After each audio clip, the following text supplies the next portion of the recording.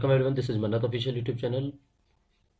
Post specific syllabus के integrated course के अंदर आपकी क्लास नंबर 8 है। आज आपको करवाने वाले हैं इंटीग्रेटेड सीसीएस रूल्स का कोर्स है, जिसके अंदर हम बेसिकली आपको एमसीआर या आईआईटी एनआईटी और डिफरेंट जितने भी ऑटोनोमस बॉडीज़ हैं, चाहे आईसर हो या एनआईटी आईआईटी जो भी इंस्टीट्यूट्स हैं, उसके सुपरिंटेंडेंट, एएसओ, डब्ल्यूओ, जाओ, इस तरह की जो प्रिपरेशन है हम आपको करवाते हैं।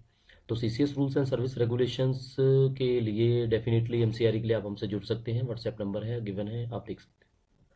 ठीक है बच्चों, तो आज की क्लास का हमारा टॉपिक क्या रहने वाला है वो आपको बता देते हैं। आज की क्लास का टॉपिक रहेगा बजट।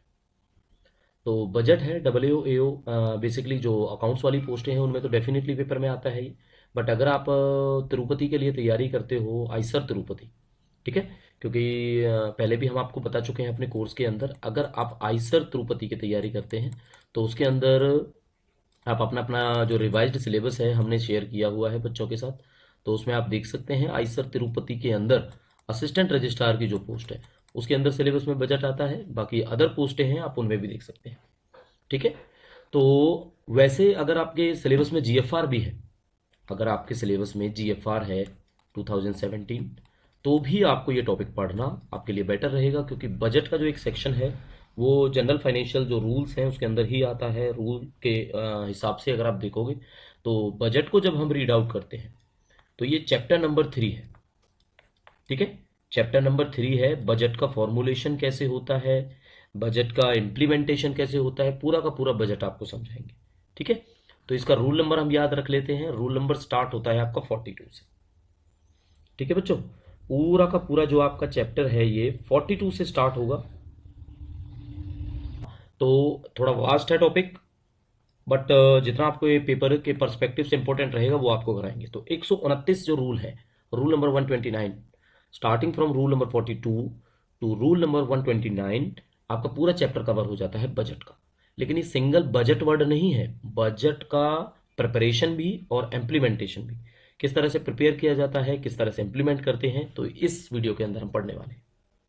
ठीक है, चलो, बजट पढ़ने से पहले सबसे पहले जब हमने रूल की आपको बात बताई, बजट के अंदर हम पढ़ना शुरू करेंगे, तो रूल नंबर 42 हमने आपको बताया था। तो रूल नंबर 42 का मतलब होता है फाइनेंशियल ईयर। कहीं पे लिखा मिलेगा, जैसे फाइनेंशियल ईयर, हम एग्जांपल लिख लेते हैं यहाँ पे। जैसे आपको मिलेगा लेटेस्ट जो भी है, ये लिखा मिलेगा आपको, फाइनेंशियल ईयर कितना है, 26, 27। ठीक है, फाइनेंशियल ईयर। तो फाइनेंशियल ईयर होता क्या है, financial year of government shall commence on the first day of April of each year and end on the 31st day of March of the following year. Following का मतलब होता है जो उसको फॉलो करता है, उसके बाद आता है। ठीक है, यानी कि हमने आपको बताया 1 अप्रैल से स्टार्ट होगा, तो इट मीन्स 1 अप्रैल 2026 से स्टार्ट होगा और कंप्लीट होएगा लास्ट ऑफ द मार्च, यानी कि 31 मार्च फॉलोइंग ईयर, यानी कि 2027। तो 2027 में आपका ये खत्म हो जाता है। तो ये है आपके फाइनेंशियल ईयर की डेफिनेशन, रूल नंबर 42 के अंदर हमने पढ़ा। ठीक है, अब बजट जब हम पढ़ने वाले हैं तो बजट की सबसे पहले क्या है, बजट को पार्लियामेंट में है प्रेजेंट किया जाता है। ठीक है, क्या लिखते हैं हम यहाँ पे, बजट प्रेजेंटेड इन पार्लियामेंट। ठीक है, बजट को कहाँ प्रेजेंट किया जाता है, पार्लियामेंट के अंदर प्रेजेंट किया जाता है। तो पार्लियामेंट के अंदर जब हम प्रेजेंट करते हैं तो फाइनेंस मिनिस्टर हैं जो अरेंज करते हैं पूरा का पूरा बोथ हाउसेस के सामने, है ना। तो ये थोड़ा सा अगर कॉन्स्टिट्यूशनली आप पढ़ोगे तो आर्टिकल 112 है कि 1 के अंदर है। अगर एग्जैक्टली पहले बात तो आपने याद रखना है केवल 112, आर्टिकल 112, और एग्जैक्टली अगर आप याद रखना चाहते हैं तो 112 ऑफ 1, इसके प्रोविजन के हिसाब से होता है कि फाइनेंस मिनिस्टर जो भी है, एफ एम लिखेंगे हम यहाँ पे, फाइनेंस मिनिस्टर, फाइनेंस मिनिस्टर इसको प्रेजेंट करते हैं। ठीक है, प्रेजेंटेड बाय एफ एम, ये प्रेजेंट करते हैं किनके सामने करते हैं, both of the houses, to both of the houses. कौन से हाउसेस, हमारे वाले हाउसेस नहीं, पार्लियामेंट के हाउसेस, लोकसभा राज्यसभा। ठीक है, according to the provision of article 112 of 1 of the constitution, the finance minister shall arrange to lay before both the houses of the parliament। और इसी बजट को पूरे साल का ब्यौरा बोला जाता है, दैट इज एनुअल क्या बोलते हैं इसको, एनुअल फाइनेंशियल स्टेटमेंट।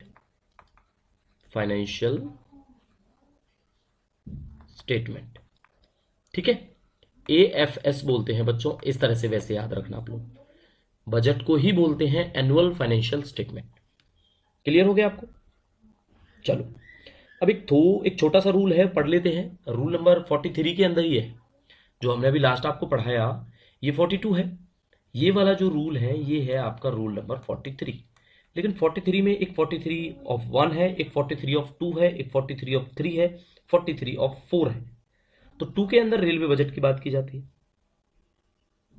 तो पहले रेलवे बजट अलग से पास किया जाता था, बट जब से मर्जर हुआ है रेलवे बजट का विद द जनरल बजट, तो जो डिमांड है ग्रांट की या स्टेटमेंट ऑफ बजट एस्टिमेट्स की, वो आपकी जनरल बजट के साथ में ही इफेक्टिव हुई थी 2017-18 से लेकर। ठीक है, तो एक क्वेश्चन यहीं से बन जाता है आपका, merger of railway budget with merger of railway budget with general budget. ठीक है, merger of railway budget to general budget, ये कब से इफेक्टिव हुआ? 2017-18 से। ठीक है, जब से एनडीए की गवर्नमेंट आई, बीजेपी की जो गवर्नमेंट आई 2017-18 में मर्जर हो गया था इसका, तब से जो है जनरल जो रेलवे का बजट और इसके बजट के साथ में हम लोग पढ़ते हैं। ठीक है, तो इसलिए बजट थोड़ा बड़ा होता है, क्योंकि पहले रेलवे का अलग हो जाता था, जनरल अलग होता था, अब ये आपको कंबाइंड देखने को मिलता है। तो ये 17-18 आपका आंसर था यहाँ पे। ठीक है बच्चों, चलो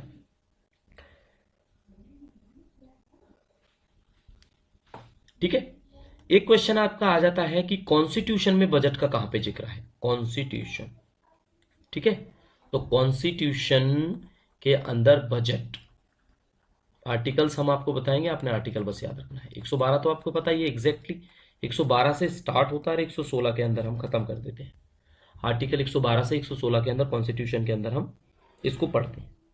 ठीक है, इशू कौन करता है गाइडलाइंस इसके प्रिपरेशन ऑफ बजट एस्टिमेट्स की, भाई कितना होना चाहिए कितना नहीं होना चाहिए।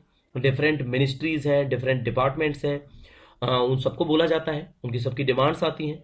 फिर इसको प्रिपेयर कौन करता है? इसको करता है फाइनेंस मिनिस्ट्री। ठीक है, तो फाइनेंस मिनिस्ट्री जो है इशू करती है guidelines to prepare the budget estimates from time to time. तो ये आपने याद रखना है, इतना सफिशिएंट है आपके लिए। ठीक है, ये हुई बजट का ही इंट्रोडक्शन। अब बजट में है क्या क्या? BUDGET, ये है बजट के अंदर। कोई पूछे बजट में क्या है? BUDGET। अब ये बजट में हम आपको बताते हैं क्या क्या है। ठीक है, सबसे बड़ी बात है एस्टिमेट। एक होता है इसके अंदर एस्टिमेट, दूसरा होता है एस्टिमेट, हम लिखते हैं यहाँ पे एस्टिमेट ऑफ ऑल रेवेन्यूज।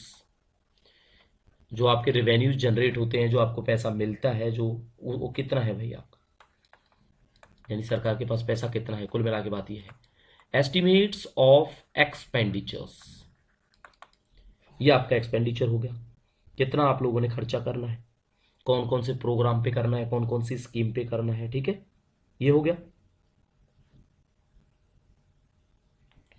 एक है एस्टिमेट जो आपने रीपेमेंट का लगाना है, एस्टिमेट्स ऑफ रीपेमेंट्स, लोन्स, उसका कितना है, उसके इंटरेस्ट के बारे में आप पढ़ते हो, इंटरेस्ट एक्रूड, जो इन पे इंटरेस्ट आएगा कितना आपको पे करना है, क्या है, पूरा पूरा बताना पड़ेगा। ठीक है, और एनी अदर हम लिख सकते हैं, बिकॉज हम इकोनॉमिस्ट नहीं हैं, हम और आप लोग AAO AO असिस्टेंट रजिस्ट्रार के प्रिपरेशन में बेसिक मुद्दों पे बात करेंगे, तो इसलिए हमने लास्ट में लिख दिया एनी अदर। तो बजट क्या कंटेन करता है, बजट क्या कंटेन करता है, कंटेन लिख देते हैं यहाँ पे। ठीक है, बजट क्या कंटेन करता है हमने आपको बता दी, ये चीजें बजट आपका कंटेन करता है। देखो बच्चों, बजट के प्रिपरेशन में हमने आपको बताया कि एस्टिमेट जितने भी रेवेन्यूज से आता है उसका प्रिपरेशन आपने करनी है, वो बनाना है। जितने एक्सपेंडिचर्स हैं वो आपने बनाना है, जितने एस्टिमेट्स का इंटरेस्ट एक्रूड हुआ है लोन्स की रीपेमेंट्स के बारे में या जो भी है फाइनेंशियल ईयर के अंदर, वो आपको पता होना चाहिए। ये सारी इन्फॉर्मेशन हमने आपको बताई कि बजट ये सारी चीज़ें कंटेन करता है। लेकिन जब बात करेंगे एस्टीमेट ऑफ ऑल रेवेन्यूज़ की, तो इसमें आपका आ जाता है रिसीट। ठीक है, इसमें कौन सा आ जाता है आपका, चलो कौन सा आ जाता है आपका, रिसीट एस्टीमेट आ जाता है। अब इस रिसीट एस्टीमेट के अंदर हम लोगों ने क्या पढ़ना होता है, बजट के बारे में बात कर रहे हैं क्योंकि 3 पॉइंट्स हमने आपको बताए, एस्टीमेट बताया, एक्सपेंडिचर्स बताया, रीपेमेंट या लोन वगैरह इंटरेस्ट एक्रूड है वो बताया, 3 चीजें बताई आपको। तो पहला जो पॉइंट है वो आपका रिसीट एस्टीमेट है। इसके अंदर हम क्या पढ़ने को मिलता है हम लोगों को, रिसीट एस्टीमेट के अंदर हमें detailed estimate of receipts prepare करना पड़ता है। ठीक है, तो रिसीट एस्टीमेट में सबसे मेजर चीज क्या आती है, इसमें मेजर हेड्स आप लोगों ने देखने होते हैं। मेजर हेड, मेजर हेड कौन कौन सी चीजों के होंगे,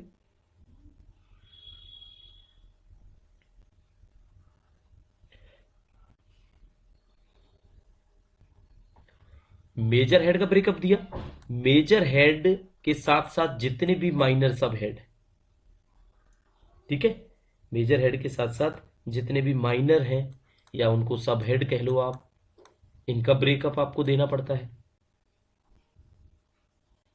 ठीक है, और साथ के साथ जब आपने ये एस्टिमेट दिया, रिसीट का एस्टिमेट दिया, तो आपने लास्ट के, अगर आपसे पूछा जाए ना, तो लास्ट 3 इयर्स का एक्चुअल्स भी आपको दिखाना पड़ता है। भाई बजट एस्टिमेट बना रहे हो, आप बोलोगे पिछले साल इतना था, उससे पिछले साल इतना था, और उससे पिछले साल इतना था, और आज हम इतना जो है रिसीट कर रहे हैं, और ये हेड्स हैं इसके, इसके अंदर इतना इतना पैसा हम लोगों ने रिसीट किया, प्राप्त किया, मिला हम लोगों को। ठीक है, रिसीट के बारे में जब भी हम पढ़ेंगे तो इसमें ये ब्रेकअप आया आपको, और ये ब्रेकअप है जो मेजर आइटम्स का, वो आपको टैक्स और नॉन टैक्स रेवेन्यूज आइडेंटिफाई करना होगा। ठीक है, इसके बाद में क्या करोगे कि टैक्स और नॉन टैक्स, ठीक है, tax and non tax revenue. अब ये भी आपको बताएंगे कि ये टैक्स और नॉन टैक्स रेवेन्यू होता कौन सा है ना। चलो,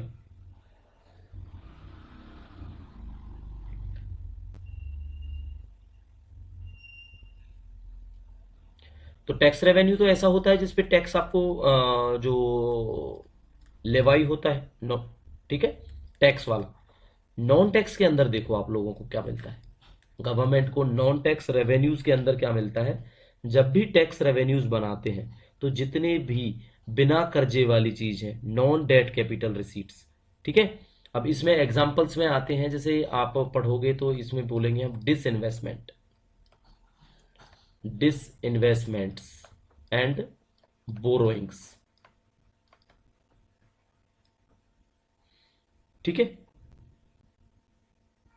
और डिसइन्वेस्टमेंट और बोरोइंग्स को मेंटेन कौन करता है, disinvestment and borrowings managed by ministry of finance, ठीक है। कौन मैनेज करता है इनको, मिनिस्ट्री ऑफ फाइनेंस है जो मैनेज करती है। और नॉन टैक्स जो रेवेन्यूज हैं उनको कलेक्ट किया जाता है मिनिस्ट्रीज से, डिपार्टमेंट से, ऑटोनोमस बॉडीज से। इतना आपको समझ में आ गया। एंड नॉन टैक्स, क्योंकि हमने तो आपको नॉन टैक्स रेवेन्यूज की बात बताई, नॉन टैक्स रेवेन्यूज ये क्या है, ये कलेक्ट किए जाते हैं, कलेक्टेड फ्रॉम डिपार्टमेंट या ministry and other autonomous bodies and other autonomous bodies, ठीक है, उनसे इनको कलेक्ट किया जाता है। चलो,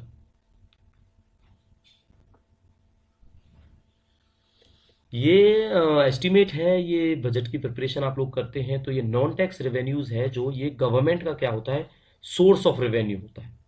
ये भी आपने याद रखना है। नॉन टैक्स रेवेन्यू क्या होता है, ये आपका सोर्स ऑफ रेवेन्यू है गवर्नमेंट के लिए। ऐसे ही एक होता है user charge. User charge, user charge क्या है? यूजर चार्ज एक इंपॉर्टेंट कंपोनेंट है नॉन टैक्स रेवेन्यूज का। तो सबसे पहले पढ़ेंगे नॉन टैक्स रेवेन्यू। सबसे पहले हमने यही पढ़ा कि ये एक नॉन टैक्स रेवेन्यू है। जिन बच्चों को नॉन टैक्स रेवेन्यू हमने पढ़ाया वो समझ नहीं आया, वो यूजर चार्ज से समझने की कोशिश करेंगे, क्योंकि यूजर चार्ज एक इंपॉर्टेंट कंपोनेंट है नॉन टैक्स रेवेन्यूज का। हर एक मिनिस्ट्री, हर एक डिपार्टमेंट, ठीक है, कोशिश करता है जानने के लिए कि कौन सी चीज उनके पास यूजर चार्ज वाली है जिनको वो लेवाई कर सकते हैं, ठीक है, जिनको वो यूजर चार्ज, इनको कौन करता है लेवाई? इनको डिपार्टमेंट करती है, मिनिस्ट्री करती है, और उनसे उम्मीद की जाती है डिपार्टमेंट से, मिनिस्ट्रीज की, कि वो अपनी वेबसाइट पे इसका ब्यौरा दें, पब्लिश करें इसको, ठीक है।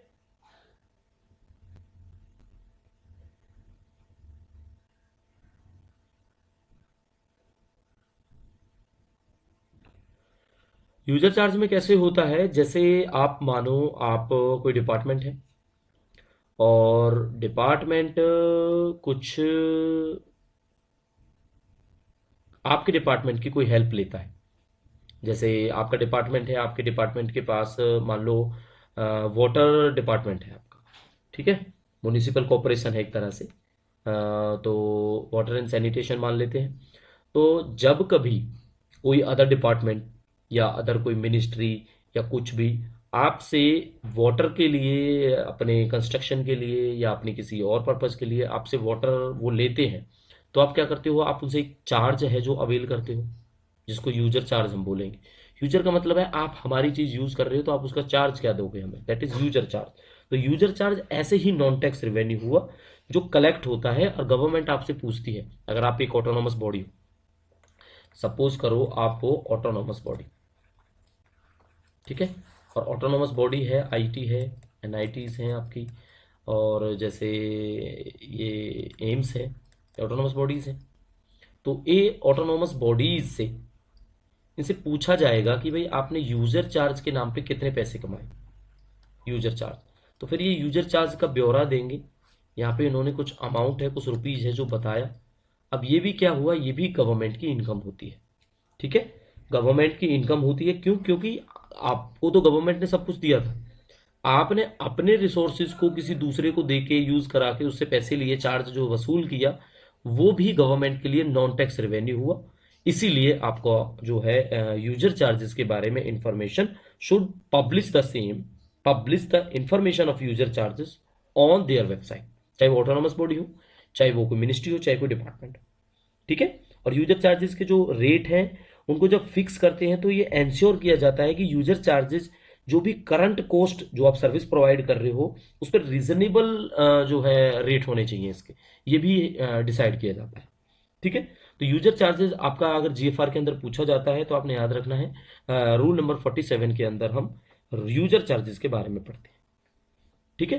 तो अभी एक छोटी सी क्लास है, स्टार्टिंग की क्लास है, हमने की है।